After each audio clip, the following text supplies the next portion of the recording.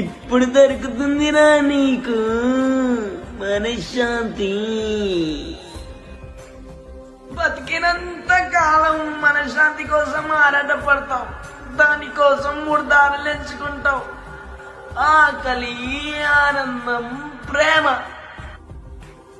ఆకలంటే నువ్వు డబ్బు అనుకున్నావు. జీవితాంతం డబ్బు కోసం పరిగెత్తుతూ నీ ఆనందాన్ని మర్చిపోయావయ్యా.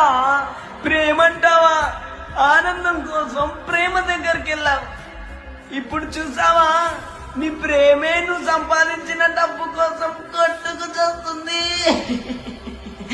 ఇంకెక్కడ దొరికిందయ్యా మనశ్శాంతి? ఇక్కడ మనశ్శాంతి దొరకనప్పుడు బ్రతికేందుకు? బతికితే దొరికినప్పుడు ఇంకా ఈ చావులెందుకయ్యా?